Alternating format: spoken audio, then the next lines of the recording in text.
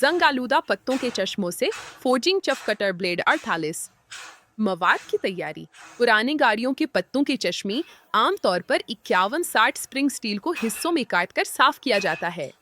Steel का आला carbon और क्रोमियम मवाद इसे पायदार ब्लेड के लिए मिसाली बनाता है।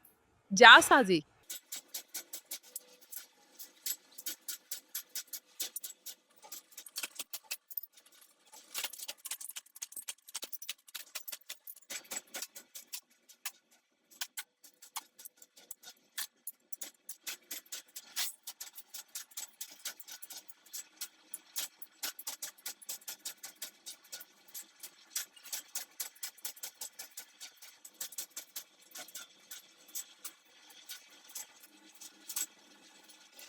सिमित हर टुकड़े को फोर्ज में गर्म करते हैं। तजुर्बाकार ब्लेड्समिथ पहले चंद बार बहुत ज्यादा दर्जा हरारत पर तकरीबन 1700 से 1800 डिग्री फ़ारेनहाइट पर स्टील को तेजी से शक्ल देने के लिए गर्म करते हैं। फिर बारीक तराश खराश के लिए दरमियाने सुर्ख दर्जा हरारत पर काम मुकम्मल करते हैं। स्टील गर्म करने से दाने सीधे होते हैं जो उसे मजबूत बनाते हैं। हथौड़े और प्रेस के जरिए वो धातु को चपटा करके ब्लेड की शक्ल और सुराख बनाते हैं। नॉर्मलाइजिंग और एनीलिंग।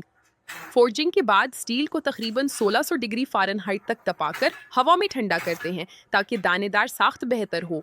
ड्रिलिंग के लिए ब्लेड्स को 1250 डिग्री पर गर्म करके एनील करें ताकि धात नरम हो जाए। सख्ती के लिए ब्लेड्स को 1525 से 1560 डिग्री फ़ारेनहाइट तक गर्म करके थोड़ी देर इसी हालत में रखें। फिर उन्हें तेल में बुझाते हैं क्योंकि पानी बहुत तेजी से ठंडा करता है जिससे स्टील में दरारें पड़ सकती हैं। टेम्परिंग के लिए नाजुक स्टील को दोबारा 350 से 450 डिग्री फ़ारेनहाइट पर 1 घंटा गर्म किया जाता है। फिर हवा में ठंडा होने देते हैं। ये मरहला नाजुकी को कम करता है जबकि सख्ती बरकरार रखता है।